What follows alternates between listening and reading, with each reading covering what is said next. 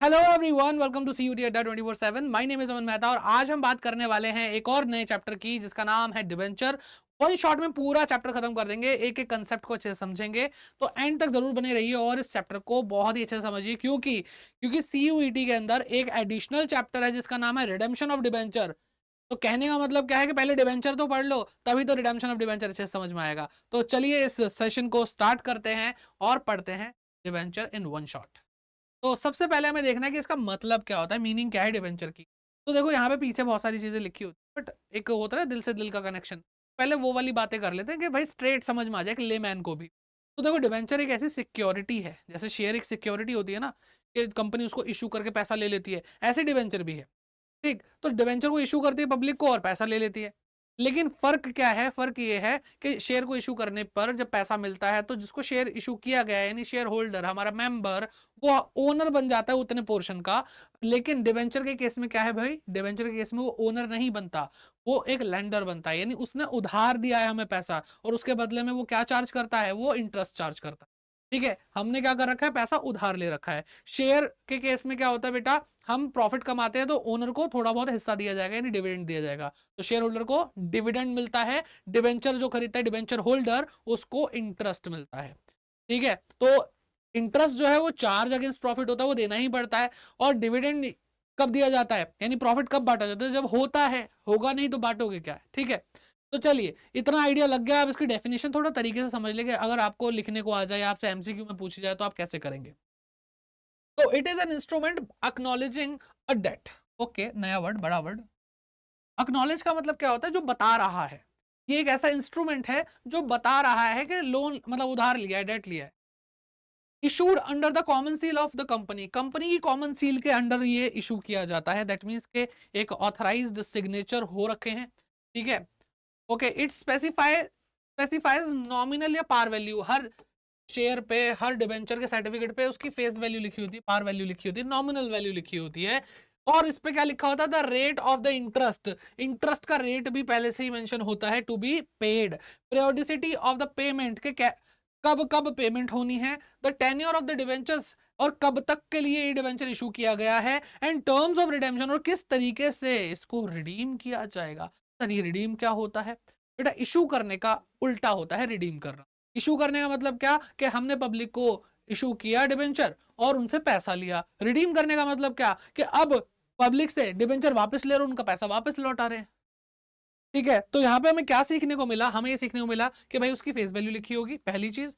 दूसरी चीज, हमें डिबेंचर्स के बारे में, डिबेंचर पे स्पेसिफाई क्या होता है, उस इंस्ट्रूमेंट पे स्पेसिफाई क्या होता है, उसका रेट बताया गया होता है कि कितना रेट है इंटरेस्ट का। पीरियोडिसिटी ऑफ पेमेंट, कैसे कैसे पेमेंट होनी है, यानी कितने कितने टाइम बाद और कितने समय के लिए ये इशू किया गया, जैसे 5 साल के लिए, 10 साल के लिए। और सारे टर्म, रिडेम्पशन के टर्म्स लिखे होते हैं, किस मतलब कौन कौन सी कंडीशंस में रिडेम्पशन किस किस तरीके से, किस मोड से होने वाला। तो ये जो डेफिनेशन है वो सेक्शन 2 क्लॉज 30 में कंपनीज एक्ट 2013 के अंदर लिखी गई है। आई होप आपको एक लेमैन के लैंग्वेज में भी समझा दिया, और आपको मैंने साथ साथ एक डेफिनेशन के थ्रू जो कंपनीज एक्ट में लिखी वो भी समझा दी, आपको समझ में आ गई होगी। नहीं आई तो कमेंट करके पूछ लो भाई, आपके लिए तो हाजिर हैं। आप कमेंट करोगे, हम आपको और डिटेल में बताएंगे और चीजें बताएंगे, वैसे तो कोई बहुत मुश्किल है नहीं। अब आगे बढ़ते हैं, आगे पढ़ते हैं फीचर्स ऑफ डिबेंचर। और देखो जैसे अगर आप किसी भी चीज की मीनिंग पढ़ लेते हैं ना, तो उसके बाद बेटा आपका ना, आपको फीचर कैरेक्टरिस्टिक्स या और अच्छे से समझ में आने लग जाते हैं। यानी शुरुआत अच्छी करोगे तो बहुत ही बढ़िया होगा और अंत भी भला होगा। ओके, ठीक है। तो debenture is a written document. Okay, ये एक रिटन डॉक्यूमेंट है, पहले विशेषता ये मिल गई। डॉक्यूमेंट बोलो, सर्टिफिकेट बोलो, जो कि एक्नॉलेज करता, बताता है कि उधार लिया गया है बाय द कंपनी। कंपनी ने उधार लिया है, किससे, पब्लिक से लिया है। Okay, mode and period of repayment of the principal and interest is fixed. भाई ये बताया गया होता है कि किस तरीके से और कितने समय में रीपेमेंट हो जाएगी प्रिंसिपल अमाउंट की, यानी जो पैसा हम ले रहे हैं, एंड उस पे जो इंटरेस्ट चार्ज होगा उसकी। ये दोनों ही चीजें, मोड और पीरियड, फिक्स होते हैं। ठीक है, फिर बात करते हैं रेट ऑफ इंटरेस्ट की। On the debenture is specified, पहले से ही रेट ऑफ इंटरेस्ट भी स्पेसिफाई होता है। It is a practice to prefix. ये एक प्रैक्टिस है कि जब भी हम डिवेंचर लिखते हैं तो उससे पहले उसका रेट ऑफ इंटरेस्ट लिख देते हैं।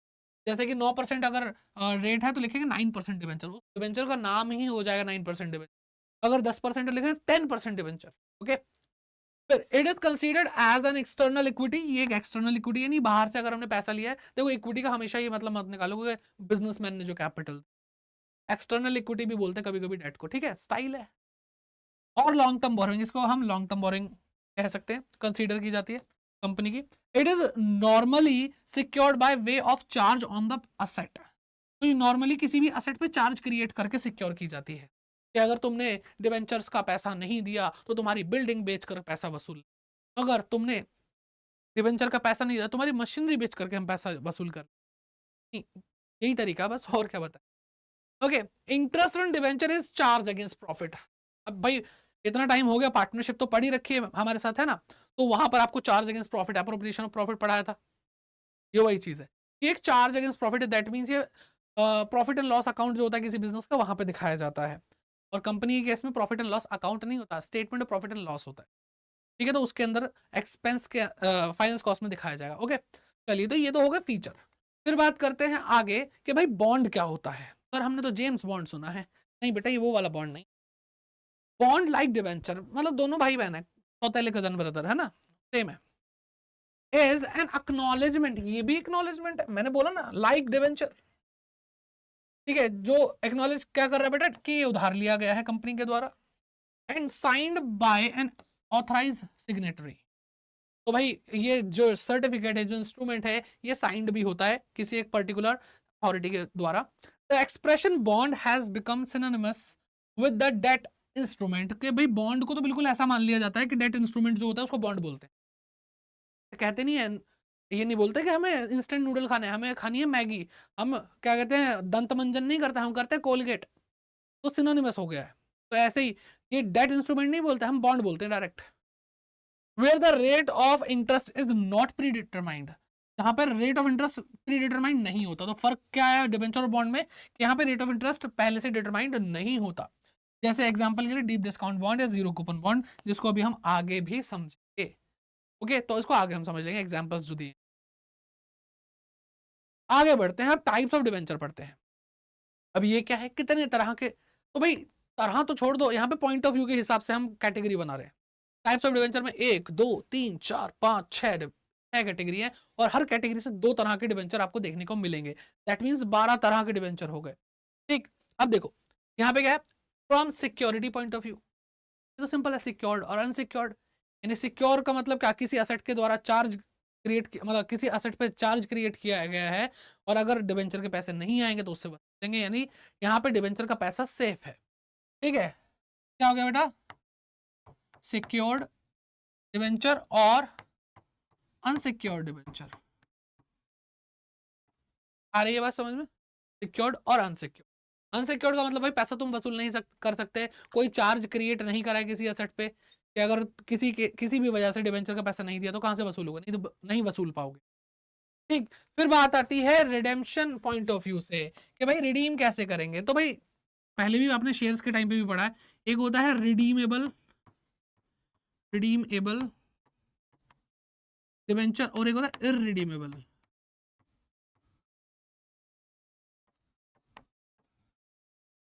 रिडीमेबल और इररिडीमेबल है। रिडीमेबल मतलब क्या होता है कि जिसको रिडीम किया जाएगा, कोई स्पेसिफिक टाइम पहले से क्लियर है कि भाई 5 साल के लिए हमने डिबेंचर इशू करा, 5 साल बाद आपको आपका पैसा वापस मिल जाएगा और हम डिबेंचर वापस ले लेंगे, कैंसिल कर देंगे।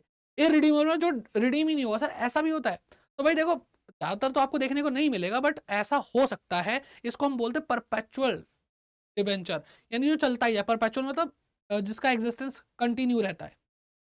ठीक, तो इररिडीमेबल डिबेंचर होते हैं, जिसके बारे में हमें पढ़ने की जरूरत नहीं है, चैप्टर में नहीं पढ़ेंगे, टेंशन मत लो।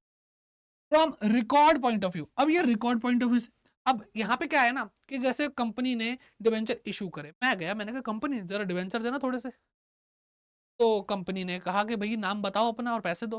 देखा भाई हमारा नाम अमन मेहता है, तो क्या हो गया, ये रिकॉर्डेड, इन्होंने मेरा काम नाम क्या करा बेटा, रिकॉर्ड कर लिया, और उनको पता है कि अब इस इंसान को हमने डिबेंचर इशू करे हैं। तो यहाँ पर क्या होगा बेटा, यहाँ पे क्या होगा, रजिस्टर्ड, मेरे नाम से वो डिबेंचर क्या है बेटा, रजिस्टर्ड है, रजिस्टर्ड डिबेंचर। और अगर रजिस्टर्ड नहीं है तो सर दूसरा टाइप बताओ, आपने बोला था हर चीज के 2 टाइप मिलेंगे यहाँ पे।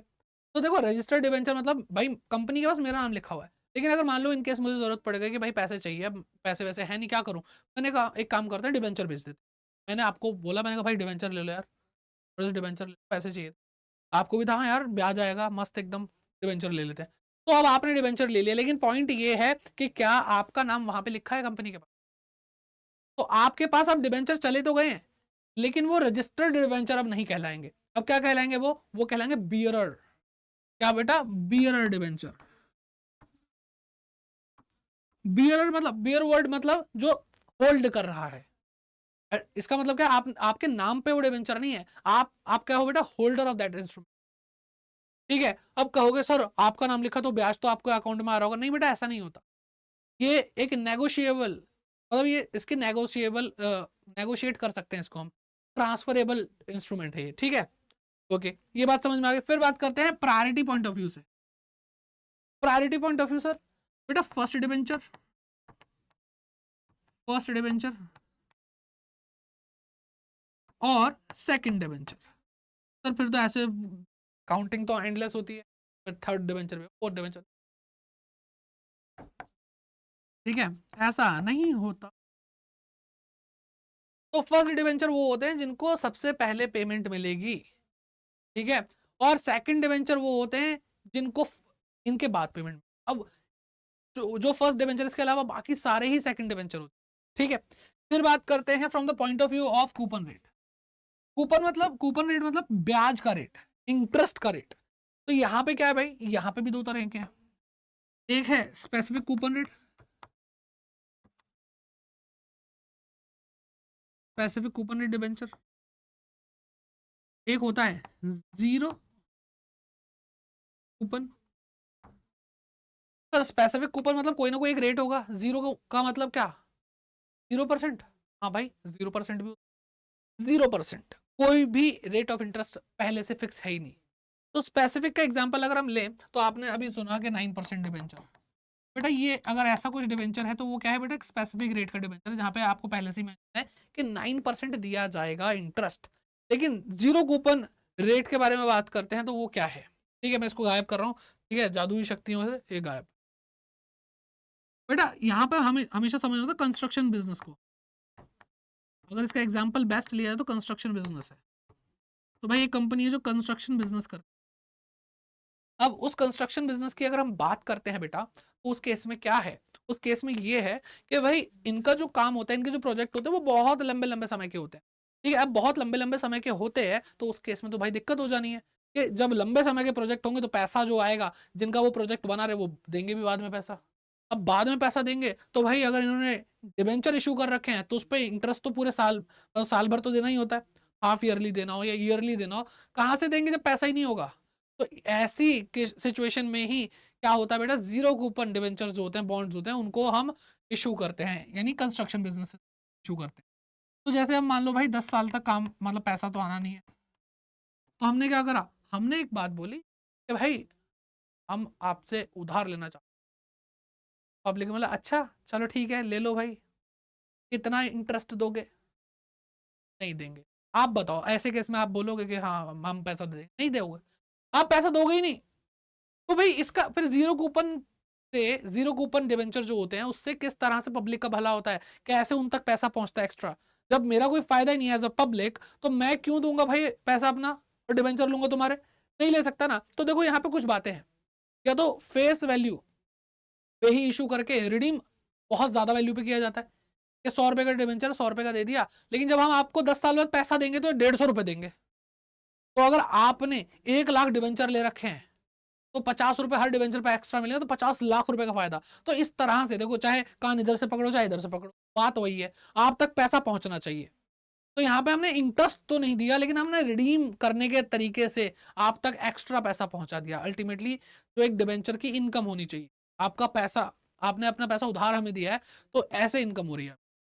और नॉर्मली ये जो डिवेंचर्स होते हैं ये फेस वैल्यू पे नहीं, डिस्काउंट पे इशू कर दिया जाता है। 100 रुपए का डिवेंचर 90 रुपए का दे देंगे, 90 रुपए का दे देंगे, और जब 10 साल पूरे हो जाएंगे तो हम आपको क्या करेंगे? 140 रुपये वापस देंगे। 50 रुपये एक्स्ट्रा दे रहे हैं, 50 रुपीज पर डिवेंचर। तो इसलिए यहाँ पे एज सच कोई इंटरेस्ट का रेट तो नहीं है, बट इस तरह से क्या कहते हैं एक रीजन मिल जाता है कि पब्लिक ऐसे डिवेंचर को ले सके। और ये बेटा लंबे समय की इन्वेस्टमेंट होती है, समझ में अभी आ रहा होगा। तो मैंने आपको बता दिया स्पेसिफिक कूपन रेट और जीरो कूपन रेट। अब लास्ट बचता है बेटा कन्वर्टेबल पॉइंट ऑफ व्यू से, कन्वर्टेबिलिटी पॉइंट ऑफ व्यू से। अब यहाँ पे भी दो हैं, और ये आपने प्रेफरेंस शेयर जब मैंने आपको पढ़ा था तो पढ़ा था सेम है बेटा, कन्वर्टेबल डिवेंचर और नॉन कन्वर्टेबल डिवेंचर।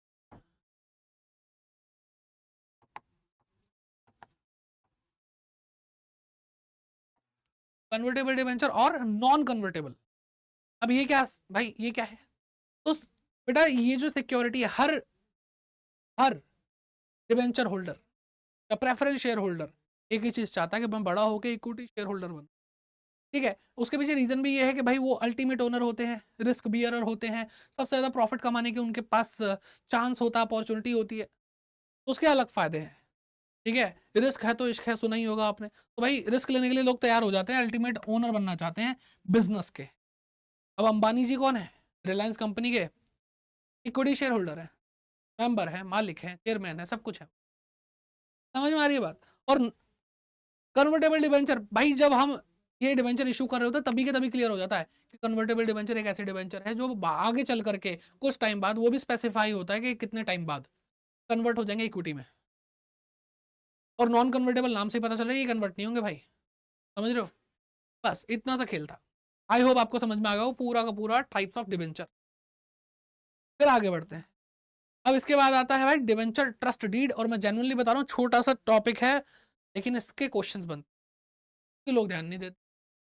देखो एक बात हमेशा ध्यान रखो, जब हम पढ़ते हैं ना हमारी बुद्धि काम करती है, हमारी बुद्धि काम करती है, ऐसा नहीं हमारी बुद्धि काम नहीं करती, बस लोग समझना नहीं चाहते।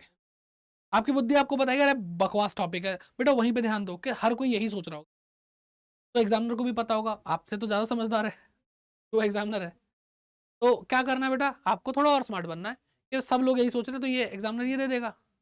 मैंने बहुत बार ऐसे देखा है कि एग्जाम में वो चीज़ें आ गई हैं जो चीज़ क्या कहते हैं स्टूडेंट्स नेग्लेक्ट करते हैं। तो सेम विद दिस।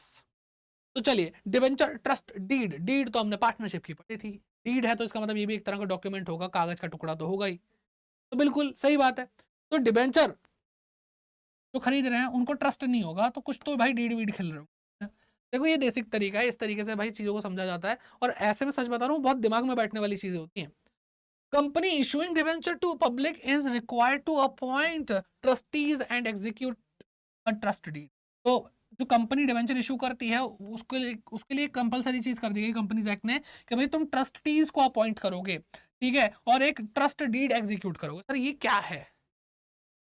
भाई देखो सिंपल सी बात है, अगर आप शेयर खरीदते हो मालिक बनते हो, आपका बिजनेस हो जाता है। लेकिन जब आप डिवेंचर खरीदते हो तो आप मालिक नहीं बन रहे हो, आपने पैसा दे रखा, तब भी वो पराये ही हैं, तो आपका पैसा लेके भाग गए तो ठीक है। तो वहां पर ना ट्रस्ट डीड बनानी पड़ती है, कोई तो हो जो हमारे पैसे का ध्यान रखे। हमने ब्याज पे पैसा दे रखा कंपनी को डिवेंचर के रूप में, और ये लोग पता नहीं क्या कर रहे हैं हमारे पैसे का, ऐसे काम चलेगा? कौन है ध्यान रखने वाला हमारा? तो ये तो पॉइंट आता है भाई। तो फिर कंपनी एक्ट ने बोला कि ध्यान रखने वाला हम भेजते, तो जो भी डिवेंचर इशू करेगा वो कंपनी को क्या करना पड़ेगा, ट्रस्टीज को अपॉइंट करना पड़ेगा। और ट्रस्टीज को अपॉइंट करते वक्त तो उसको एक ट्रस्ट डीड भी बनानी है, जो एक तरह का डॉक्यूमेंट है जो पावर दे रहा है ट्रस्टीज को। भाई जब तक पावर नहीं होगी तब तक ख्याल कैसे रखेंगे? ख्याल रखना है आपके, है ना, हित का, ठीक है, आपके इंटरेस्ट का। इंटरेस्ट मतलब ब्याज नहीं, हित सुना हो, जनहित में जारी, तो वही वाला हित है। हित मतलब आपके भले के बारे में सोचना, आपके पैसे को सिक्योर रखना, ठीक है। The trustees are duty bound, इनको ड्यूटी, ये ड्यूटी बाउंड होते हैं to protect the interest of the debenture holder. भाई डिबेंचर होल्डर के हित का ध्यान रखना है through powers granted by the trust deed. ठीक है, जो पावर कहां से मिली है बेटा? ट्रस्ट डीड से। ये सिंपल सा मतलब है, बढ़िया सा मतलब, प्यारा सा मतलब, बिल्कुल आपके जैसा। चलिए अब बात करते हैं इशू ऑफ डिवेंचर्स की, क्योंकि हमने बहुत सारी बहुत सारी थियरी पढ़ ली है। तो पार पे, पार पे इशू हो सकता है, पार आपको पता है, प्रीमियम आपको पता है, और डिस्काउंट मैं बता देता हूँ। देखो पार और प्रीमियम आपने अगर शेयर कैपिटल वाला चैप्टर पढ़ लिया है तो वन शॉट आया था, देख लिया करो भाई, है ना। नहीं देखा तो आई बटन में कोशिश करूंगा आपको लिंक मिल जाए, नहीं तो प्लेलिस्ट तैयार है, प्लेलिस्ट में जाकर देख लो। तो पार का मतलब बेटा फेस वैल्यू जितनी उतने पे ही हमने इशू कर दिया, यानी 100 रुपए का डिवेंचर था 100 रुपए में इशू, यानी पार पे इशू करा है। प्रीमियम का मतलब क्या कि भाई फेस वैल्यू जितनी है उससे ज़्यादा पे हमने इशू करा है, इशू प्राइस। ठीक है, जैसे मान लो 100 रुपये की फेस वैल्यू है तो हमने 110 रुपये में इशू करा है। 110 रुपये में 10 रुपये क्या बेटा प्रीमियम है। क्या है बेटा 10 रुपये प्रीमियम है, नहीं एक्स्ट्रा पैसा ले रहे हैं, ऊपर की कमाई, अपनी इज्जत की कमाई। क्या हमारी कंपनी की तो इज्जत है भाई, हम ऐसे सस्ते में नहीं बेचे। 100 रुपये की चीज़ 110 में बेचे तो 10 रुपये अल्टीमेटली इनकम है।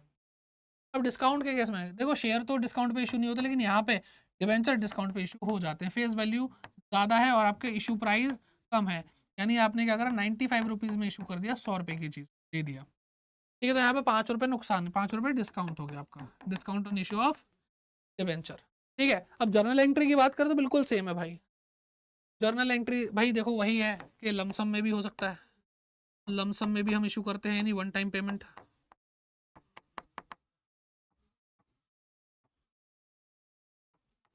वन टाइम पेमेंट में 100 रुपये का शेयर था, 100 रुपये दिए शेयर अपना। लेकिन क्या होता है कई बार इंस्टॉलमेंट में भी आ जाता है, और ज़्यादातर आपने इंस्टॉलमेंट में ही देखा होगा। पहला होता है एप्लीकेशन मनी, फिर दूसरा आता है अलॉटमेंट, दूसरी इंस्टॉलमेंट, नॉर्मली 3 या 4 होती है। फिर क्या होता है बेटा फर्स्ट कॉल, फिर लास्ट में क्या आता है सेकेंड एंड, फिर 4 इंस्टॉलमेंट होती है। अगर फर्स्ट कॉल ही लास्ट है तो भाई 3 इंस्टॉलमेंट है, तो फर्स्ट एंड फाइनल कॉल। ठीक है, नॉर्मली आपने यही देखा होगा, सेम एंट्री। शेयर की जगह आपको बस डिवेंचर लिखना है, अगर आपने शेयर्स की एंट्री सीखी। ठीक है, शेयर्स की जगह आपको क्या देखना है बेटा, डिवेंचर लिखना है। जैसे मान लो हमें क्या मिला, पैसा आया एप्लीकेशन का, बैंक अकाउंट डेबिट टू, क्या लिखते थे बेटा शेयर एप्लीकेशन अकाउंट, ना बेटा शेयर मत लिखो, आप डिवेंचर एप्लीकेशन लिखो। बस ये एंट्री में चेंज हुआ और कुछ नहीं। अरे ये बात समझो, कुछ भी चेंज नहीं।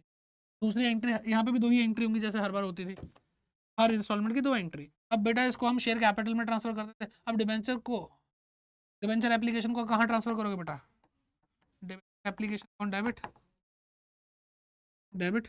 अब जैसे मान लो 9% डिवेंचर, तो शेयर कैपिटल नहीं, अब डिवेंचर 9% डिवेंचर। ठीक है, ऐसे जो आपने पढ़ा है बेटा शेयर जो भी इंस्टॉलमेंट की एंट्री थी सेम वैसे ही हो। तो इस पर हम ज़्यादा फोकस नहीं करेंगे क्योंकि हमारा ध्यान सारा शेयर कैपिटल के टाइम पे इन एंट्री का, प्रोराटा ये वो फलाना ढिमाका सब कुछ बेटा इसी के अंदर है। ठीक है, डिबेंचर के साथ भी वही प्रोराटा, वही ओवर सब्सक्रिप्शन, वही अंडर सब्सक्रिप्शन, वही कॉल्स इन एरियर, वही कॉल्स इन एडवांस, सब कुछ हो सकता है। ठीक है, सब कुछ हो सकता है। तो आप शेयर कैपिटल वाला चैप्टर पढ़ लो, लेकिन इसकी जो हाईलाइट है इस चैप्टर की वो हम पढ़ेंगे भाई अब। ठीक है, वो हाईलाइट पढ़नी बहुत जरूरी है, तब जाकर के आपको लगेगा कि हाँ इस चैप्टर में हमने कुछ किया है। ठीक है, तो अब यहाँ पे क्या पढ़ रहे हैं बेटा, ये है मेन चीज। इसके अंदर 2 टॉपिक इतने जबरदस्त हैं जो पेपर में आते ही आते हैं। पहला है issue of debenture as collateral secure, कि आपने डिवेंचर इशू करे हैं कोलेक्ट्रल सिक्योरिटी के रूप में। अब पहला क्वेश्चन तो यह आता है कौन सी कोलेक्ट्रल सिक्योरिटी, हमें नहीं पता क्या होता है। सिक्योरिटी तो सुना था, कोलेक्ट्रल क्या है, कोई साइंस का वर्ड है केमिस्ट्री के अंदर, ऐसा कुछ मतलब सुना है क्या? नहीं बेटा, ये अलग चीज है। एक एग्जांपल लेते हैं, और एक्चुअल में ये एग्जांपल ही सच्चाई है इस कंसेप्ट की। कंपनी गई बैंक के पास कि भैया हमें चाहिए, अच्छा सिक्योरिटी उधार दे रहे हैं, तुम पैसा लेके भाग गए तो है कुछ तुम्हारे पास। ठीक है, तो भगवान का दिया सब कुछ है, दौलत है, शौहरत है। ठीक है, वो बातें हैं, कंपनी ने उन्होंने कहा यही वाली दौलत शौहरत ना अभी गिरवी रख दो चलो। तो कंपनी ने क्या करा भाई, अपनी एक बिल्डिंग थी उसके कागजात गिरवी रख दिए। लेकिन जब कागजात देखे तो बैंक को लगा यार अगर मैं मेरा पैसा लेके भाग गए और मैं ये बिल्डिंग बेच भी दूं, मुझे ना पूरा पैसा नहीं मिलेगा, मुझे ऐसा लग रहा है तो और सिक्योरिटी चाहिए। तो बेटा वो तो प्राइमरी सिक्योरिटी, सबसे पहले जो सिक्योरिटी रखी बड़ी वाली सिक्योरिटी, वो प्राइमरी सिक्योरिटी, एक कोलेक्ट्रल सिक्योरिटी भी चाहिए। आ गई ना, यानी जो सेकेंडरी जो एडिशनल सिक्योरिटी होती है, पहली मेन प्राइमरी सिक्योरिटी के बाद जो एडिशनल सिक्योरिटी होती है उसको बोलते हैं कोलेक्ट्रल सिक्योरिटी। ये सिक्योरिटी के बाद भी सिक्योरिटी कोई मांगे तो वो जो सेकंड टाइम सिक्योरिटी दी गई है वो है कोलेक्ट्रल सिक्योरिटी। ठीक है, अब इसको उसके लिए हम क्या कर रहे हैं बेटा, सिक्योरिटी के रूप में डिबेंचर दे रहे हैं। अगर हम तुम्हारा पैसा ना देना तो तुम डिबेंचर रख लेना, तो पैसा नहीं ले रहे, मतलब मैंने डिबेंचर इशू कर दिए सिक्योरिटी के रूप में, मैंने पैसा नहीं लिया डिबेंचर दे करके।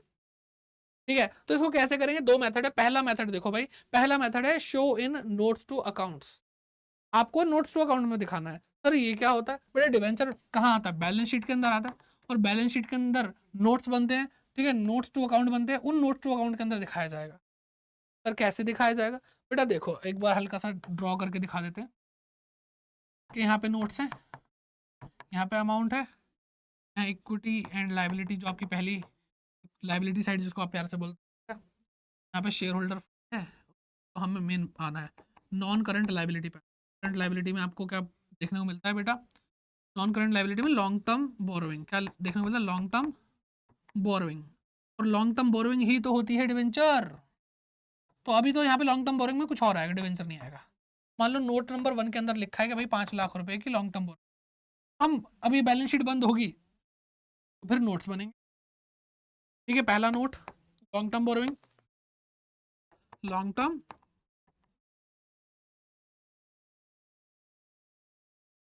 टर्म बोरोइंग का नोट देखा। और बेटा नोट्स इसलिए बनाते हैं ताकि रायता ना फैले, यहाँ पे हर चीज लिखेंगे तो फिर बहुत ज्यादा फैल जाएगी, और बहुत ही साफ सुथरा रखते हैं हम अपनी बैलेंस शीट को कंपनीज एक्ट के शेड्यूल 3 के हिसाब से। तो यहाँ पर हमने देखा तो भाई लॉन्ग टर्म लाइबिलिटी में लिखा है term loan from bank, bank से हमने लोन लिया फ्रॉम बैंक, कितने का, 5 लाख का। सर एक ही चीज तो दिखानी थी तो यहीं पे लिख देता ना टर्म लोन। नहीं बेटा, अगर डिवेंचर हमने और दूसरे तरीके से नॉर्मल डिवेंचर भी करें तो भी लॉन्ग टर्म लाइबिलिटी है, तो एक ही नोट के अंदर बहुत सारी चीजें दिख, लेकिन फिलहाल हमने बैंक से लोन लिया है। अब बैंक से लोन लिया, अब सर हमें कोलेक्ट्रल सिक्योरिटी बताओ ना जो डिवेंचर इशू कर रहे हो, तो बेटा यही ब्रैकेट्स में कह रहे हैं ना नोट्स टू अकाउंट में दिखाओ, तो बेटा यही ब्रैकेट में लिखेंगे, यहाँ पे लिखेंगे मान लो 9% डिवेंचर, थोड़ा अच्छे से लिख दूं,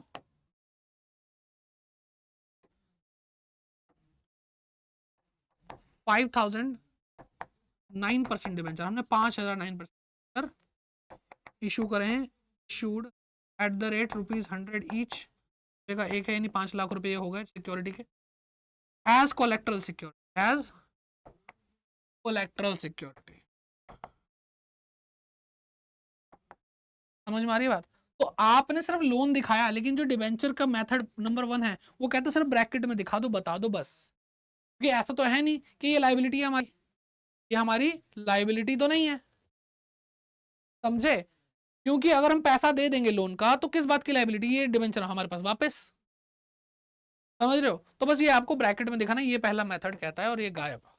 ठीक है, तो कहां दिखाना है, ब्रैकेट्स में दिखाना है लाइबिलिटी। अब सेकंड मेथड बड़ा इंटरेस्टिंग है, यहाँ पे होते हैं जर्नल एंट्री, यहाँ पे तो जर्नल एंट्री नहीं करी, यहाँ पे जर्नल एंट्री हो गई, जर्नल एंट्री हो रही है डिवेंचर इशू करने की, तो डिवेंचर इशू होते हैं, लाइबिलिटी होती है ना डिवेंचर, तो क्रेडिट होता है, तो डेबिट क्या होगा, क्योंकि पैसा तो आ नहीं रहा ना, हम तो सिक्योरिटी के रूप में रख रहे हैं। तो बेटा यहाँ पे एक सस्पेंस है कि भाई ये हम लोन चुका पाएंगे या नहीं चुका पाएंगे, चुका पाएंगे तो भाई ये डिवेंचर वापस अपने पास, नहीं चुका पाएंगे तो बैंक जब्त कर लेगा डिवेंचर।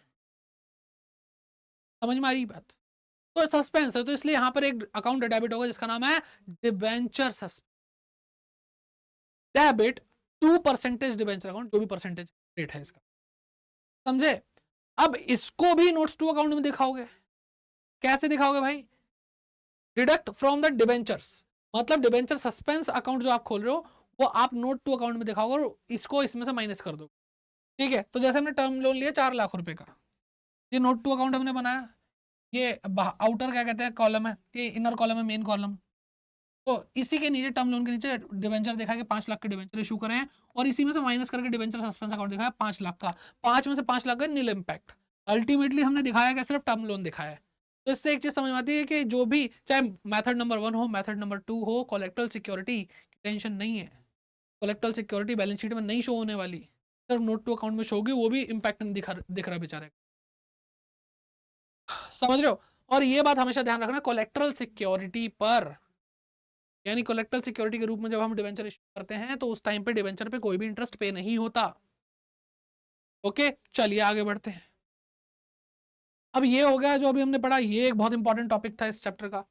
दूसरा इंपॉर्टेंट टॉपिक क्या है बेटा, issue of debenture with redemption point of view. Sir ये भी होता है, अभी तो हमने इशू सीखा था, मतलब आपने बताया था कि शेयर कैपिटल जैसा ही होता है।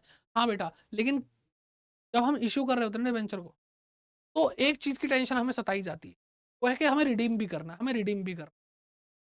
और जब हमें रिडीम करना होता है, और जैसे मैंने 100 रुपए का डिबेंचर आपको इशू करा, और मुझे पता है 5 साल बाद मुझे आपको 100 रुपए आपके लौटाने और डिबेंचर वापस ले लेने हैं, क्या टेंशन है? उस 100 रुपए को मैं यूज करूंगा अपने बिजनेस में, उससे प्रॉफिट कमाऊंगा, सब कुछ होगा और 100 रुपए वापस दे दूंगा। यही तो सोचा था। तो क्या कोई टेंशन है? नहीं। कहने का मतलब क्या कि 100 रुपए लेके 100 रुपए वापस दे दोगे, यानी फेस वैल्यू ही वापस दे दोगे, तो इसका मतलब रिडीम भी आप पार पे करने वाले हो? जी बिल्कुल। तो जब पार पे रिडीम हो रहा है तो क्या कोई टेंशन है? बिल्कुल नहीं है सर, बिल्कुल भी टेंशन नहीं।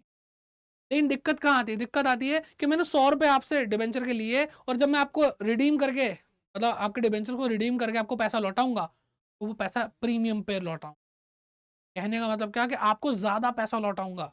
100 रुपए का डिबेंचर है, मैंने कहा आपको 120 रुपए दूंगा जब वापस करूँ, मतलब इंटरेस्ट तो दे ही रहा हूँ, 120 रुपए दूंगा। अब सर यहाँ पे तो टेंशन आ गई, 20 रुपए कहाँ से लाएंगे? यहाँ पे तो टेंशन आ गई कि मतलब हमने 100 रुपए लिए ताकि अपने बिजनेस को चलाएं, उससे प्रॉफिट कमाएं, और प्रॉफिट इतना कमाए कि ये 20 रुपए भी निकले और अपना भी प्रॉफिट निकले, तो टेंशन तो ज्यादा है। तो बेटा प्रूडेंस कंसेप्ट यहाँ पे आ जाता है, कंजर्वेटिज्म अप्रोच आ जाती है, जो हमें ये बोलती है कि फ्यूचर में अगर आपको कोई लॉस दिख रहा है, प्रॉफिट नहीं, कोई लॉस दिख रहा है, कोई एक्सपेंस दिख रहा है, तो उसको आज ही कंसीडर करना है। 11th क्लास के 3rd चैप्टर के अंदर आपको ये चीज सिखाई गई थी, अगर आपको याद हो तो। नहीं याद तो मैं आपको बता रहा हूँ, प्रूडेंस कॉन्सेप्ट है जो हमें ये बताता है अकाउंटिंग कैसे करनी है। अकाउंटिंग ऐसे करनी है कि फ्यूचर में अगर कोई लॉस दिख रहा है, कोई एक्सपेंस दिख रहा है, तो उसको आज ही कंसीडर करोगे, उसकी आज ही जर्नल एंट्री करोगे। और वो लॉस दिख क्यों रहा है, वो एक्सपेंस दिख क्यों रहा है, क्यों? क्योंकि आज हमने एक काम किया है इशू करने का। आई बात समझ में? अब ये इशू तो हमने, देखो भाई, पार पे प्रीमियम पे डिस्काउंट पे, पार पे प्रीमियम पे डिस्काउंट पे हम कर लेंगे, लेकिन इसकी एंट्री समझ। चलो ये 6 केसेस पढ़ते हैं, ठीक है? तो सबसे पहले केस नंबर 1।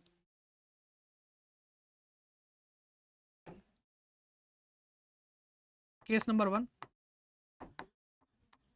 इशू भी पार पे हो रहा है एंड रिडीम भी पार पे हो रहा है। इशू भी पार पे हो रहा है, रिडीम भी पार पे हो रहा है, तो इशू की एंट्री करो। क्या इसकी टेंशन है? नो टेंशन, तो इसकी एंट्री भी नहीं करनी। अगर रिडीम प्रीमियम पे होगा तभी एंट्री होगी इसकी, तो चुपचाप इशू की एंट्री कर लेते हैं। तो भाई पार पे, तो पहले क्या होगा बेटा, 2 एंट्री होती है, तो बैंक अकाउंट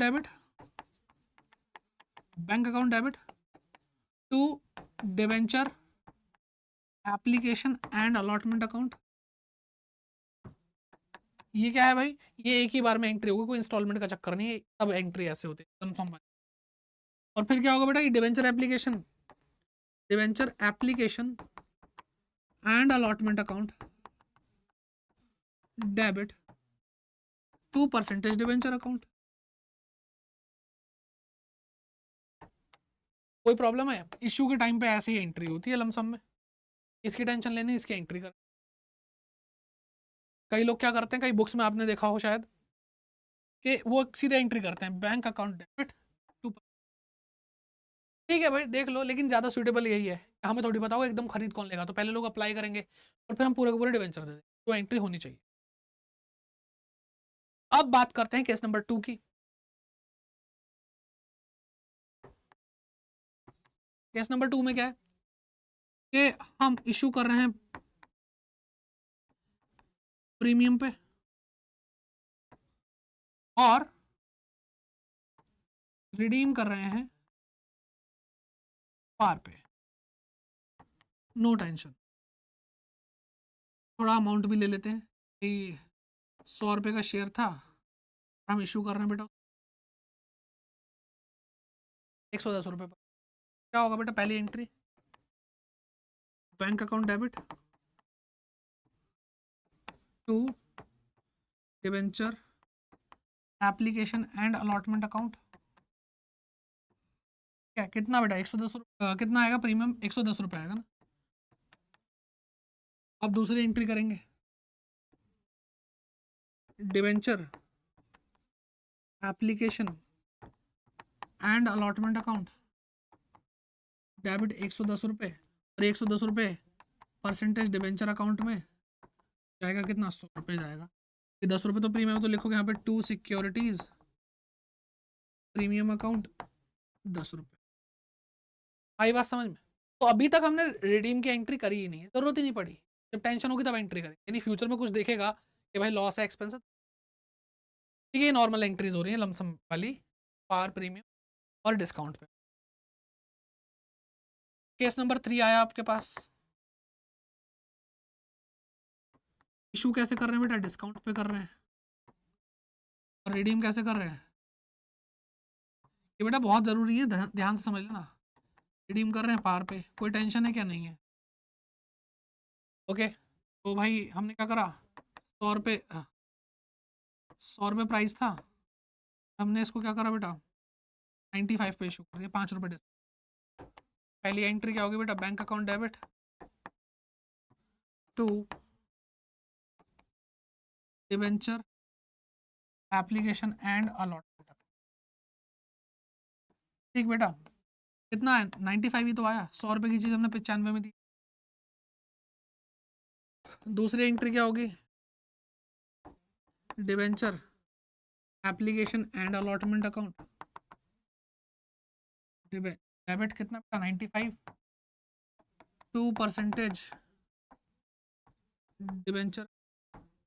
बेटा हमेशा ध्यान रखना, चाहे डिस्काउंट पे इशू करा है, लेकिन डिबेंचर अकाउंट में तो पूरी फेस वैल्यू जाएगी, फेस वैल्यू से कम कभी बात ही नहीं करते, पूरी फेस वैल्यू जाएगी। और यहाँ पे हम क्या रिकॉर्ड कर लेंगे बेटा, रिकॉर्ड करेंगे डिस्काउंट। डिस्काउंट देने पे क्या होता है, एक्सपेंस होता है ना, वो डेबिट होगा, discount on of debenture account बेटा 5 रुपये। ठीक है, आसान, 3 केस हो गए, अब समझ जाओ रिडीम होने वाला है प्रीमियम, अब मजा आएगा, अब मजा आएगा। चलो भाई केस नंबर 4, अब भाई अपनी कुर्सी की पेटी बांध लो। इशू कर रहे हैं पार पे, 100 रुपये की चीज 100 रुपये में, रिडीम कर रहे हैं बेटा प्रीमियम पे। प्रीमियम कितना बेटा 105 रुपये में, 105 रुपये दे। फेस वैल्यू क्या है और इशू प्राइस क्या है, 100 रुपये। अब बेटा देखो सिंपल सी चीज क्या है, मैं आपको बताता हूं। आपको पैसा रिसीव करना है, नॉर्मल एंट्री, दूसरी एंट्री करोगे वहां पर आपको रिडीम की भी एंट्री साथ साथ कर, ये स्टाइल में दिखा दूंगा, टेंशन ना लो। तो लो भाई, पहली एंट्री बैंक में पैसा आया to debenture application and allotment account, कितना बेटा 100 रुपये आया, 100 रुपये। बेटा पैसा आने से इशू नहीं होता, इशू सेकंड एंट्री पे हो रहा है। तब आप फील करो कि मैंने ये बोला कि ऐसा कुछ तो हुआ होगा जिसकी वजह से फ्यूचर में एक एक्सपेंस या एक लॉस क्रिएट, वो फर्स्ट एंट्री से नहीं हुआ, पैसा लेने से नहीं होता। जब हम डिवेंचर इशू कर देते हैं, डिवेंचर इशू यहाँ पे नहीं हुआ, यहाँ पे सिर्फ डिवेंचर का पैसा आया, एप्लीकेशन आई, डिवेंचर इशू हम सेकंड एंट्री में कर रहे हैं। जैसे ही मैंने इशू करा वहीं पे हमारे कर्जा चढ़ गया एक, कि जब हमने इशू करा होगा तो हम बात से एग्री कर रहे हैं कि भाई तुम्हें रिडीम भी प्रीमियम पे करेंगे, तो जब सेकंड एंट्री होगी तब एक्रूअल बेसिस के हिसाब से रिडेम्पशन का जो कर्ज है हमारे दिमाग पे चढ़ जाएगा। और एक्स्ट्रा में कितने, 5 रुपए की टेंशन लेनी बेटा, 5 रुपए की टेंशन है हमें कि ये 5 रुपए एक्स्ट्रा कहाँ से लाऊंगा। ठीक है, तो लो भाई दूसरी एंट्री आपके सामने, ताजा ताजा गर्म गर्म, debenture application, application and allotment. तो अब देखो सीन क्या है कि आपको प्यार से जैसे इशू की एंट्री करते हैं कर लो, बस थोड़ा सा गैप छोड़ देना डेबिट क्रेडिट के लिए, एक डेबिट एक्स्ट्रा होगा, एक क्रेडिट एक्स्ट्रा होगा।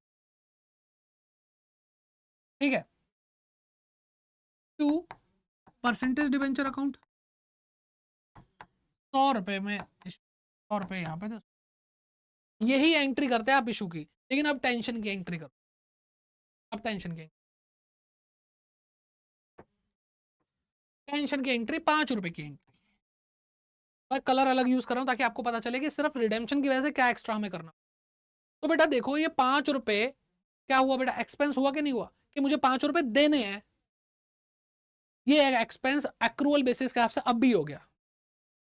तो एक्सपेंसेस क्या होते हैं, डेबिट होते हैं, तो लिखूंगा मैं loss on issue of debenture, issue of debenture account. Debit कितना बेटा, 5 रुपए। ये एक्सपेंस हो गया, लेकिन क्या ये एक्सपेंस पे किया मैंने अभी तक? नहीं। तो जब तक मैं कोई एक्सपेंस पे नहीं करूंगा तब तक वो मेरे ऊपर कर्जा चढ़ के रहेगा, यानी वो मेरी लाइबिलिटी भी बनेगा। तो डबल इंपैक्ट हुआ ना, लाइबिलिटी भी बनाओ, एक्सपेंस भी रिकॉर्ड करो और लाइबिलिटी भी बनाओ। तो लाइबिलिटी का नाम क्या है, redemption, premium on redemption of debenture. ठीक है, क्या है,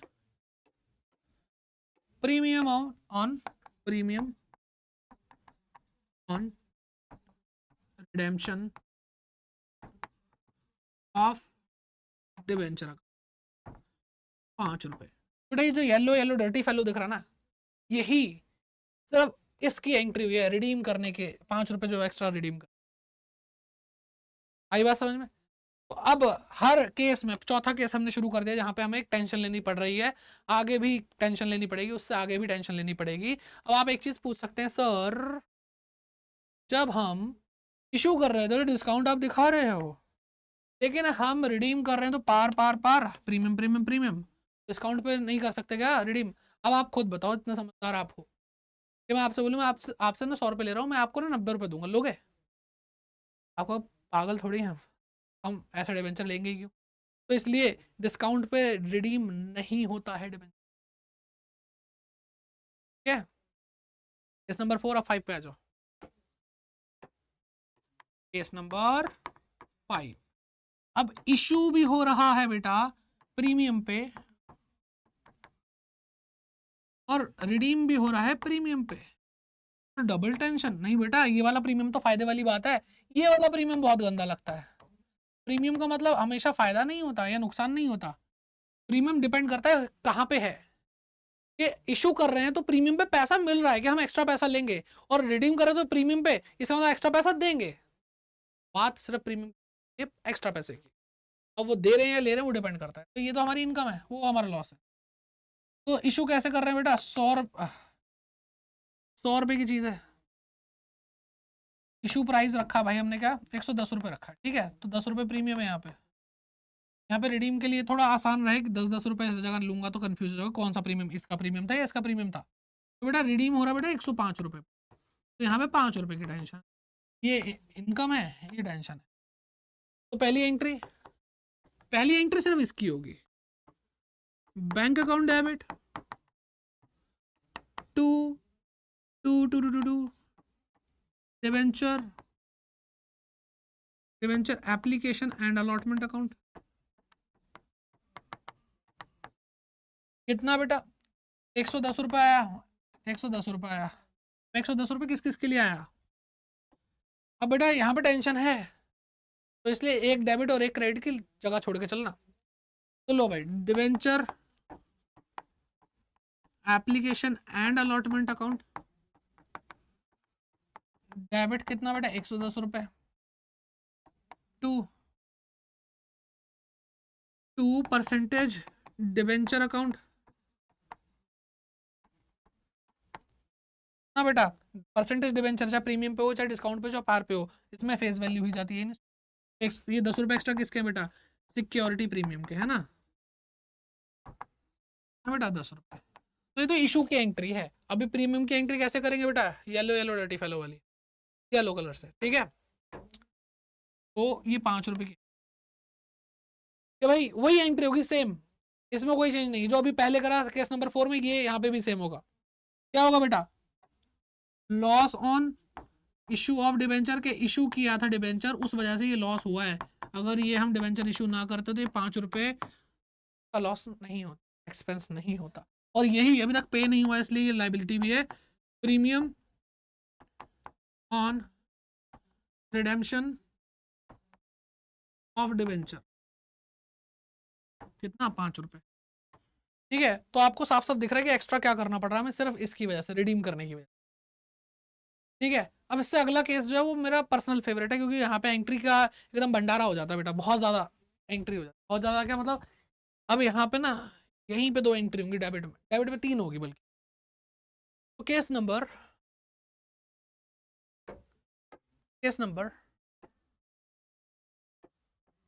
6, जब मतलब इधर भी नुकसान उधर भी नुकसान, इशू भी डिस्काउंट पे कर रहे हैं और प्रीमियम पे रिडीम कर रहे हैं। और रिडीम कर रहे हैं बेटा कैसे,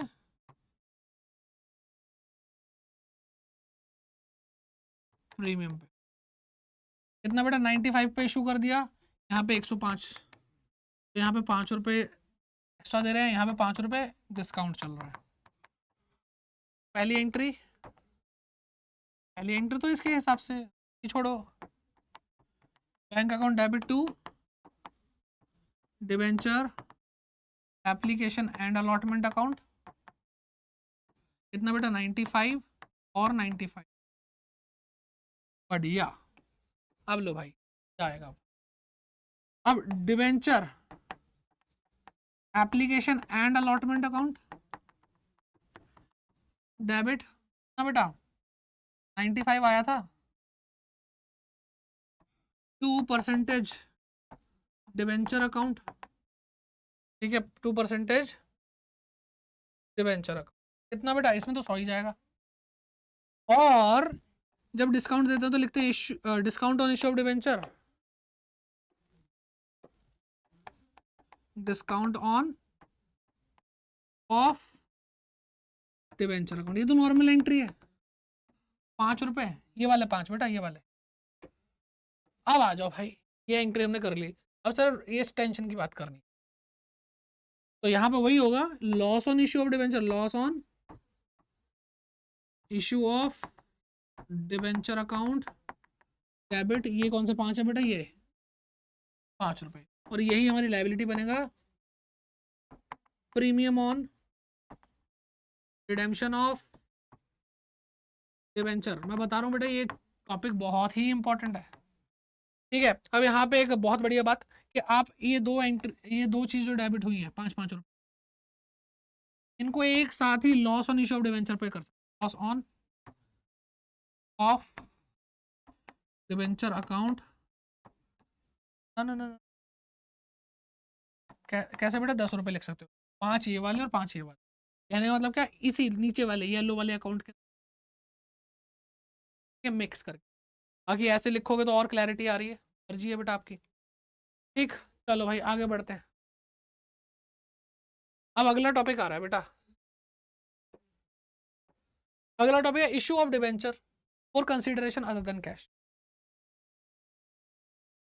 कि हम डिबेंचर को इशू कर रहे हैं अदर देन कैश के लिए, मतलब हमें पैसा नहीं चाहिए, हमें कुछ और चाहिए, मुझे बिल्डिंग खरीदनी, मुझे बिजनेस खरीदनी, मुझे किसी को पैसा देना था, पैसा नहीं दे रहा, मैं डिबेंचर दे रहा हूँ, जब डिबेंचर दूंगा उसके बदले पैसा तो नहीं मिलेगा, तो वो वाली बात है। तो बेटा यहाँ पे ना कुछ 3 पॉइंट आते हैं, पहला आता है बेटा जब हम परचेज की बात करते हैं, परचेज ऑफ असेट या फिर कोई बिजनेस खरीदते हैं,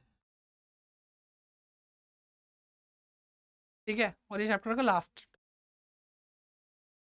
परचेज ऑफ असेट या फिर बिजनेस। मैं एसेट खरीदूंगा तो बेटा क्या होगा, मैं एसेट खरीदूंगा क्या होगा बेटा, बस असेट आ जाएगी, असेट बढ़ती है तो क्या करते हैं, डेबिट करते हैं, मैंने कर दी टू, इससे असेट ली, अभी तक उसको कुछ पे नहीं किया, तो वो मेरा क्या बन जाएगा बेटा, मेरी लाइबिलिटी बन जाएगा, तो वो मेरे लिए कौन है, वेंडर है, वेंडर मतलब बेचने वाला, वेंडर, वेंडर्स अकाउंट, जितनी की एसेट ली वो अमाउंट यहाँ पे लिख देंगे, और अब जब वेंडर को पेमेंट करेंगे तो पैसे नहीं देंगे, अब हम डिबेंचर देंगे, क्या कर रहे हैं बेटा, वेंडर को पेमेंट करेंगे, वेंडर एक लाइबिलिटी है, लाइबिलिटी की पेमेंट हो जाएगी तो लाइबिलिटी खत्म करने के लिए डेबिट करते हैं, तो हमने अमाउंट लिखा 2% डिबेंचर अकाउंट, इतना सिंपल है सर, हाँ भाई।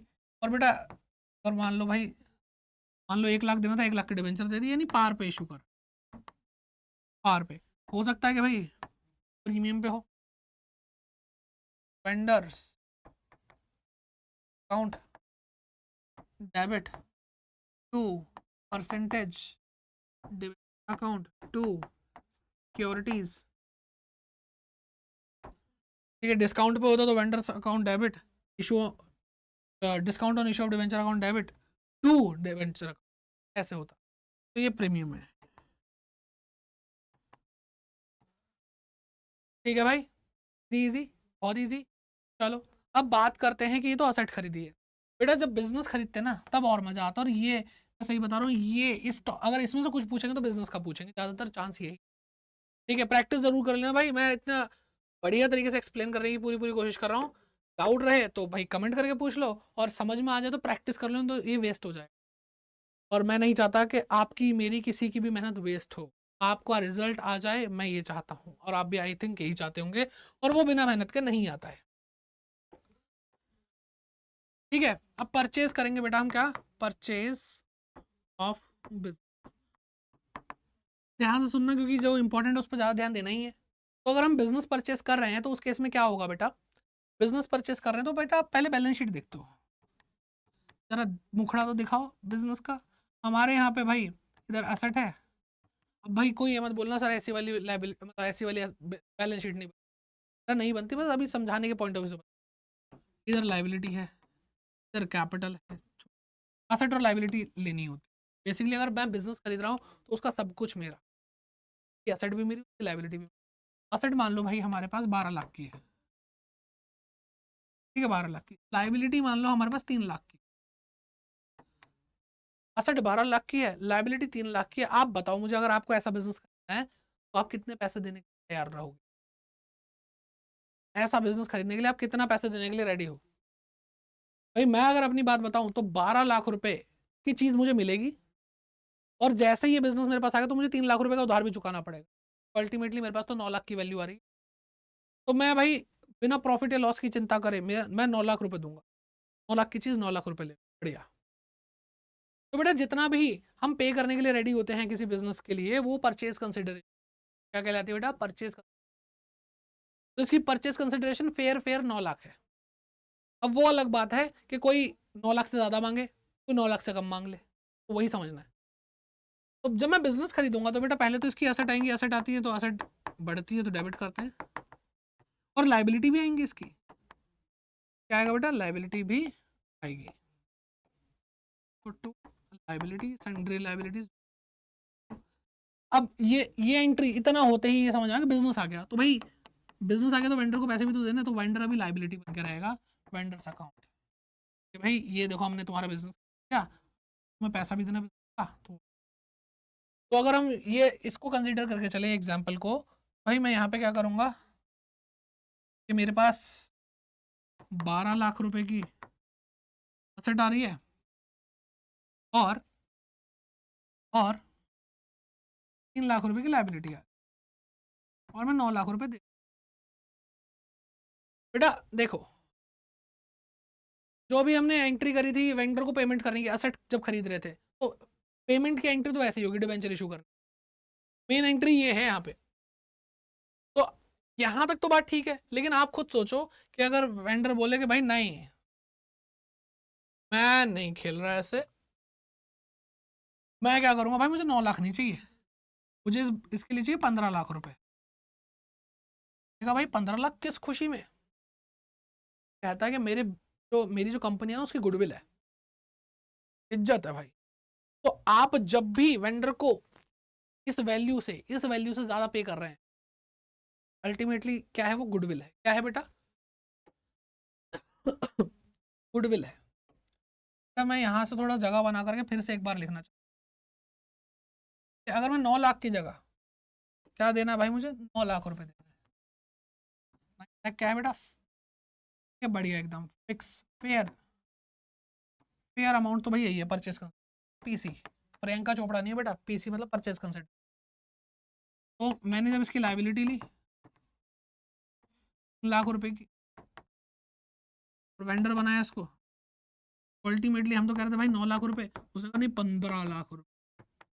बेटा 9 लाख की चीज के 15 लाख ले, 6 लाख रुपए क्या गुडविल, 6 लाख रुपए क्या है बेटा, गुडविल है। यहाँ पे एंट्री करें गुडविल डेबिट। अब इसका एक और कॉन्सिक्वेंस हो सकता है भाई, ये हो सकता है कि मान लो ये बहुत मरी गिरी हालत में होता, मरी गिरी हालत में होता, कहता भैया हमें 15 लाख नहीं चाहिए, बस फटाफट बिजनेस लो हमारा, हम बहुत मुश्किल में है। तो 9 लाख की कह रहे हैं, तुम 6 लाख रुपए ही दे दो मुझे, 6 लाख रुपए ही दे दो। अब तुम खुद सोचो, जो 9 लाख रुपए की चीज उसके लिए तुम 6 लाख रुपए पे कर रहे हो, तो इसमें तो तुम्हारा फायदा है। और ये फायदा क्या कहलाएगा भाई, ये फायदा क्या कहलाएगा, इसको बोलते हैं बेटा कैपिटल रिजर्व। ये कैपिटल नेचर का प्रॉफिट है। क्या है बेटा, ये कैपिटल नेचर का प्रॉफिट है। और अगर आपने provision and reserve 11th class में पढ़ा होगा तो आपको बताया गया है कि जब भी कैपिटल नेचर का प्रॉफिट होता है तो उसको हम कैपिटल रिजर्व बनाते हैं उस। तो कभी कभी होने वाले प्रॉफिट्स कहाँ जाते हैं बेटा, कैपिटल रिजर्व जाते हैं। और वो 3 लाख रुपए का रिजर्व। तो अगर ज्यादा पैसा पे किया तो गुडविल डेबिट, और कम पैसा पे किया तो बेटा कैपिटल रिजर्व क्रेडिट हो जाए। ठीक है। और पेमेंट की एंट्री क्या होगी बेटा, पेमेंट की एंट्री तो सेम है क्या, कि भाई वेंडर जितना भी पैसा देना है, vendors account debit to percentage debenture account, बस ये तो सिंपल है। ये तो पार वाली एंट्री है। प्रीमियम पे करेंगे तो टू सिक्योरिटीज प्रीमियम भी क्रेडिट हो जाएगा। अगर डिस्काउंट पे करेंगे तो vendors account debit, issue discount on issue of debenture account debit, और टू, काम खत्म।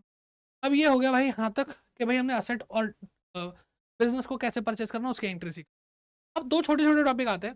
पहला आता है इनकॉर्पोरेशन एक्सपेंस बोलूं या बोलूं भाई प्रमोटर्स। प्रमोटर्स लिखना ज़्यादा बेटर है कि हम प्रमोटर्स को भी पेमेंट करते हैं।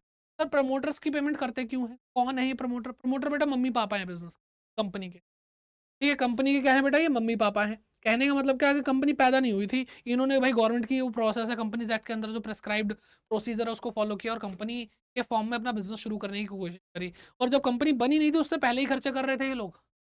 तो वो एक्सपेंसेस क्या होते हैं बेटा, इनकॉर्पोरेशन एक्सपेंसेस, या फिर हम उसको क्या बोलते हैं बेटा, हम उसको बोलते हैं फॉर्मेशन एक्सपेंस। अब भाई एक्सपेंस चाहे कंपनी पैदा नहीं हुई थी, कंपनी बनी नहीं थी, इनकॉर्पोरेट नहीं हुई थी उस टाइम तक, लेकिन है तो वो एक्सपेंसेस कंपनी के ही। तो अब वो एक्सपेंसेस को हम पे कर रहे हैं तो सबसे पहले तो भाई हम क्या करेंगे, एंट्री करेंगे, उस एक्सपेंसेस को रिकॉर्ड करेंगे। ठीक है, तो मैं लिख रहा हूँ फॉर्मेशन एक्सपेंसेस। अब एक्सपेंस हुए हैं तो डेबिट तो होंगे ही, फॉर्मेशन एक्सपेंस अकाउंट डेबिट जो भी अमाउंट है टू, क्या हमने पे किए थे, नहीं हमने नहीं, हमारे बिहाफ पे प्रमोटर ने पे किए थे, और प्रमोटर ने पे किया हमारे बिहाफ पे तो प्रमोटर हमारी लाइबिलिटी बन गई, इसलिए डेबिट कर रहा हूँ, क्रेडिट कर रहा हूँ। ठीक है, तो प्रमोटर सक, ठीक, ये हो गया एंट्री। सिंपल है, बहुत सिंपल है। और इशू करने की एंट्री बहुत आसान है, promoters account debit to percentage debenture. वो बार बार अब मैं बात नहीं बोलूँ, प्रीमियम पे इशू होगा तो सिक्योरिटी और क्रेडिट कर, डिस्काउंट पे इशू होगा तो एक डेबिट एक्स्ट्रा कर लेना। ठीक है, वो आपको पता है, इतने समझदार हो गए हो, है ना, ज़्यादा इसमें कोई दो राय नहीं है, आप बहुत इंटेलिजेंट हो, मेहनत करते हो, पढ़ते हो, आपका रिजल्ट, अगर मेहनत कर कोई आपको पीछे। ठीक, इससे आगे बढ़ते हैं और पढ़ते हैं।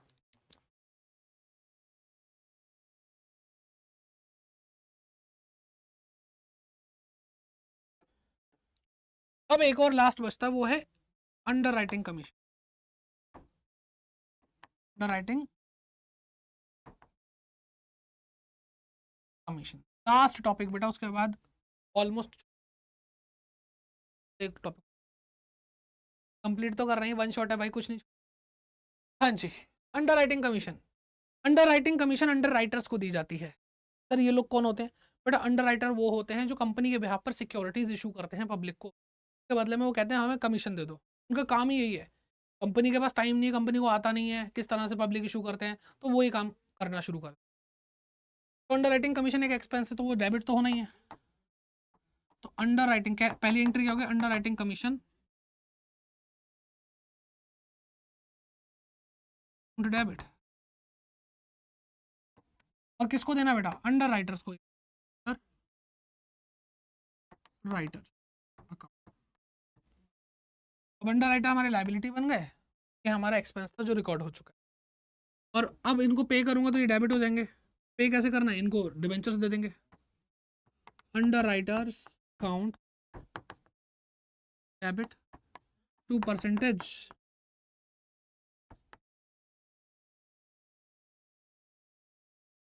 ठीक है, सिंपल है, आसान है, ये टॉपिक भी खत्म।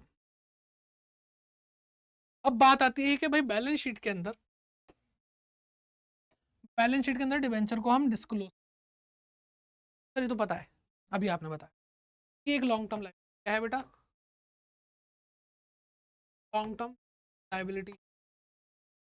तो इसको बैलेंस शीट में इक्विटी एंड लाइबिलिटी के अंदर नॉन करंट लाइबिलिटी के हेड के सब हेड में, यानी सब हेड का नाम है, सब हेड का नाम है लॉन्ग टर्म बोरोविंग्स, उसमें शो करते बिल्कुल। तो ये लॉन्ग टर्म लाइबिलिटी है, या फिर एक्चुअल लैंग्वेज में बोले ये एक नॉन करंट लाइबिलिटी है जो कि लॉन्ग टर्म बोरोइंग सब हेड में लिखी जाती है। सत्य बच्चा, लेकिन बेटा ये करंट लाइबिलिटी भी, ये करंट लाइबिलिटी भी सर कब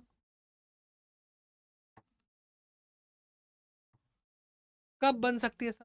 बेटा देखो, अब आप भी इस बात से एग्री करो कि भाई हमने आज डिवेंचर इशू करे,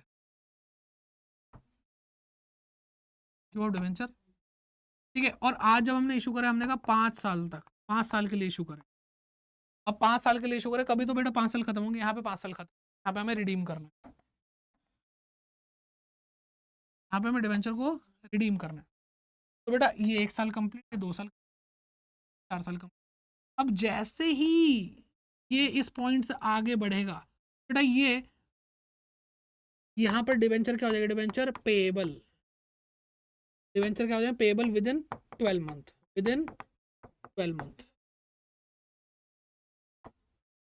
तो डिवेंचर कैसे होगा बेटा? एक ऐसी लाइबिलिटी होगी जो पेएबल है विद इन 12 मंथ, और जो भी लाइबिलिटी पेएबल होती है विद इन 12 मंथ वो बेटा करंट लाइबिलिटी कहलाती है। तो इस केस में ऐसे डिस्क, ठीक है, पता होना चाहिए, इतना ज़्यादा तो नहीं आने वाला, लेकिन फिर भी क्यों रिस्क ले, 1% पे आ गया तो ठीक है। अब पक्की बात प्रॉमिस, लास्ट टॉपिक है, इसके बाद कोई टॉपिक नहीं, छुट्टी। ठीक, इंटरेस्ट ऑन डिवेंचर की बात करते भी, हमने देखा कि इंटरेस्ट पे किया जाता है डिवेंचर को, और पे किया जाएगा तो भाई ये एक्सपेंस रिकॉर्ड तो होगा ही, एक्सपेंस डेबिट होते डेबिट करेंगे। अब बेटा यहाँ पे ना थोड़ा सा टीडीएस का चक्कर है, ठीक है, जरूरी नहीं है आपका जो क्वेश्चन आएगा इंटरेस्ट वाला, इंटरेस्ट ऑन डिवेंचर, उस पर टीडीएस आएगा ही आएगा, लेकिन आएगा तो वो तो सिखाना ही है आपको। तो टीडीएस क्या होता है? पहला तो ये आता है, इसकी फुल फॉर्म होती है tax deducted at source. Sir ये क्या है बेटा? ये इनकम टैक्स का ही एक फॉर्म।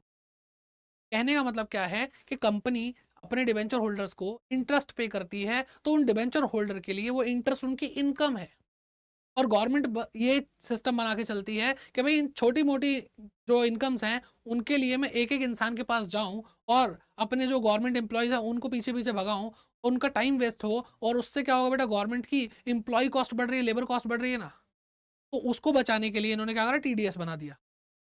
अब कंपनी के ऊपर बोझ डाल दिया कि भाई तुम जब इंटरेस्ट की पेमेंट करोगे ना, तो एक काम है ना करना है तुम्हें, ध्यान से सुन, कि जब भी तुम इंटरेस्ट की पेमेंट करो तो उसमें से कुछ पैसा काट के अपने पास रख लो, और वो क्या है? TDS, tax deducted at source, यानी सोर्स का मतलब इनकम सोर्स जिस पे टैक्स डिडक्ट हो रहा, टैक्स डिडक्टेड एट सोर्स। और वो जब तुम पैसा काट के रखोगे तो वो पैसा किसको दोगे? मुझे, यानी गवर्नमेंट को। समझ में आ रही बात? तो यहाँ पर टीडीएस भी कटेगा, गवर्नमेंट को भी पे होगा, इंटरेस्ट भी पे होगा डिवेंचर होल्डर। आई होप बहुत ही प्यार से मैंने टीडीएस का कंसेप्ट आपको समझा दिया। चलिए अब देखते हैं क्या होगा। तो सबसे पहली चीज, इंटरेस्ट ऑन डिवेंचर एक एक्सपेंस, एक्सपेंस तो डेबिट होगा, कोई नहीं रोक सकता, ठीक है। अब एग्जांपल लेंगे बेटा हम, कोई अमाउंट आप दिल पे मत ले लेना, मान लो 100 रुपए का इंटरेस्ट लगा, इंटरेस्ट मिलना चाहिए 100 रुपए पर 10%, यानी जितना भी इंटरेस्ट है, जितना भी इंटरेस्ट है उसका 10% टीडीएस कटेगा फॉर एग्जाम्पल, ठीक है, 10%। तो 100 रुपए का 10% 10 रुपए होता है, तो डिवेंचर होल्डर को क्या मिलेगा बेटा? सिर्फ 90 रुपए मिलेगा। तो ये जो एंट्री है ये हमें बता रही है कि हमने इंटरेस्ट को रिकॉर्ड कर लिया, हमने टीडीएस पेएबल एक अकाउंट में क्या करा बेटा? क्रेडिट कर लिया, 10 रुपए काट के अपने पास रख लिए, और वो पैसे मेरे हैं क्या? नहीं, ये पैसे मुझे लौटाने हैं, किसके हैं? गवर्नमेंट के हैं, और किसी और का पैसा मेरे पास रखा होता तो वो लाइबिलिटी, इसलिए मैंने टीडीएस पेएबल को क्या करा बेटा? क्रेडिट करा। और बाकी जो 90 रुपए वो भी क्रेडिट करे हैं, अभी डिवेंचर होल्डर को पेमेंट नहीं करी है, हमने बताया कि भाई तुझे 90 रुपए मिलेंगे, ठीक है। चलो, अब ये तो हमने कर लिया भाई, इंटरेस्ट को रिकॉर्ड कर लिया और बता दिया ऐसा ऐसा ऐसा, ठीक। अब बात आती है पेमेंट करने की। अब डिवेंचर होल्डर को पेमेंट करेंगे, लाइबिलिटी बनी थी तो 90 रुपये हमने क्रेडिट करे थे। अब जब हम इसको पे करेंगे लाइबिलिटी कम होगी तो डेबिट कर रहे हैं 90 रुपये, बैंक भी कम हो जाएगा 90 रुपये। तो एंट्री होगी डिवेंचर होल्डर्स अकाउंट डेबिट 90 रुपये टू बैंक अकाउंट। अब TDS भी पे करेंगे 10 रुपये का गवर्नमेंट को, तो 10 रुपये की लाइबिलिटी खत्म होगी तो 10 रुपये डेबिट टू बैंक।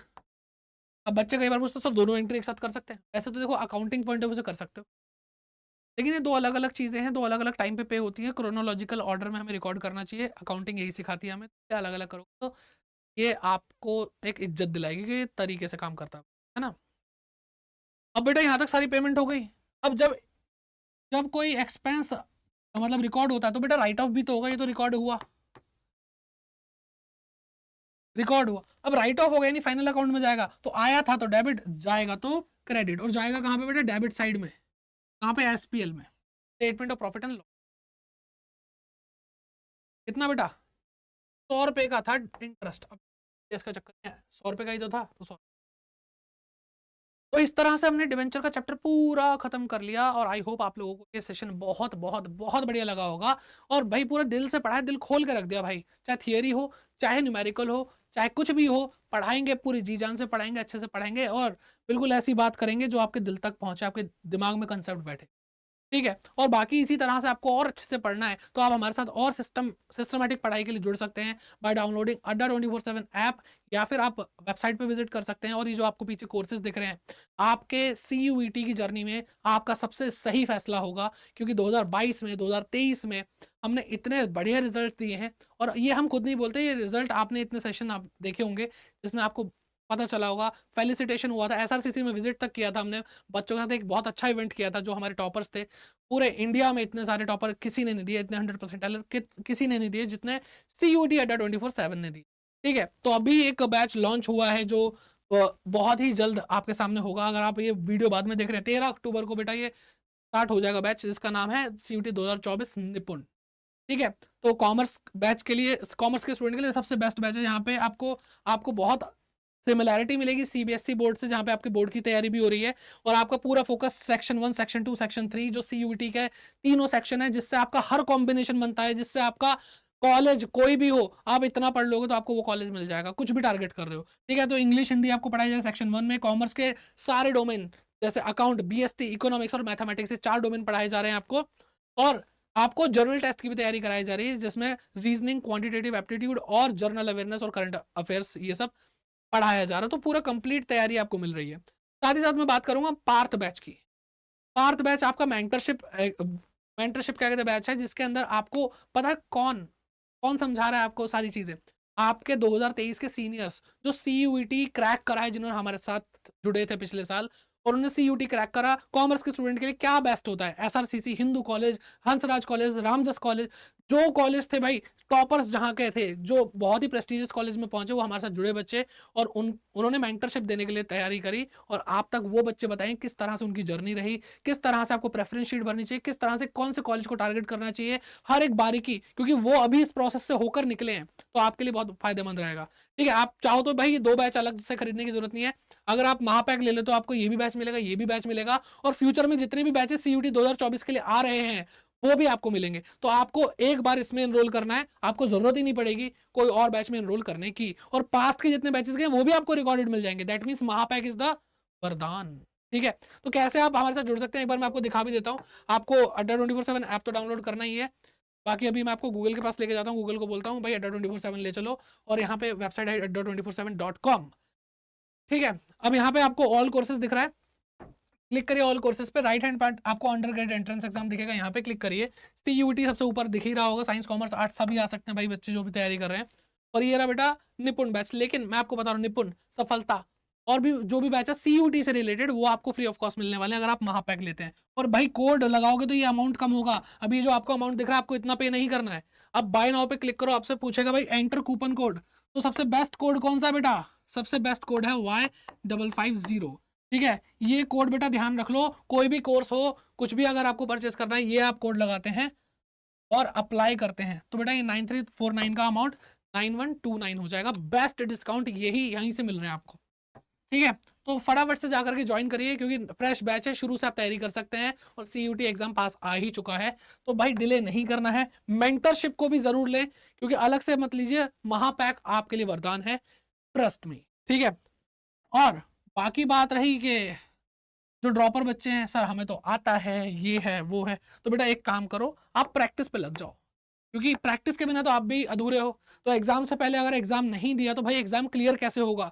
तो जितने ज्यादा क्वेश्चन कर सकते हो, मैं सभी बच्चों को बोलता हूं, चाहे वो क्लास 12th में हो, चाहे वो CUT की तैयारी करें, वो ड्रॉपर हो, ठीक, आप बच्चे जितना जल्दी कोर्स खत्म करके अपने प्रैक्टिस पे लगोगे, उतने चांसेस आपके बढ़ेंगे आपके कॉलेज में जाने के, जो आप चाहते हैं, ठीक है। इसलिए मॉक टेस्ट आते हैं आप लोगों के लिए, महापैक के अंदर मॉक टेस्ट भी आपको बहुत सारे मिल रहे हैं, तो इसलिए महापैक तो बेस्ट है ही। लेकिन अगर आप सिर्फ और सिर्फ क्वेश्चंस के लिए तैयार करना चाहते हैं, तो आपके पास सामने मॉक टेस्ट है, चाहे GT हो, इंग्लिश हो, कॉमर्स के किसी भी डोमेन के मॉक टेस्ट हो, 80 मॉक टेस्ट बेटा, 80 यानी 80 ऐसे पेपर जो CUT एग्जाम की तरह दिखते हैं, और बिल्कुल बहुत जबरदस्त तरीके से आपको कराया जाएगा, उसी पैटर्न पे जैसे आपको एग्जाम देना होता है CUT का, ठीक है। अगर ये वीडियो सही लगी है, बढ़िया लगी है, आपको एफर्ट अच्छे लगे हैं, तो भाई लाइक जरूर करना है, मोटिवेशन के लिए सभी टीम मेंबर को CUT के, और शेयर करिए हर एक बच्चे के साथ, क्योंकि ये प्लेटफॉर्म जीवन में सबसे बड़ी चीज उसको देगा, उसका बेस्ट कॉलेज। और कमेंट करके बताइए कैसी लगी ये वीडियो। मैं पर्सनली अगर कमेंट और फीडबैक देखता हूं, तो भाई मुझे भी थोड़ा इंप्रूवमेंट और मोटिवेशन मिलता है। और अभी तक अगर सब्सक्राइब नहीं किया, क्या ही बोलूं, मतलब गलत कर रहे हो आप, ठीक है। तो मिलते हैं आपसे किसी और वीडियो में, तब तक के लिए bye bye, take care and keep growing, practice करते रहो।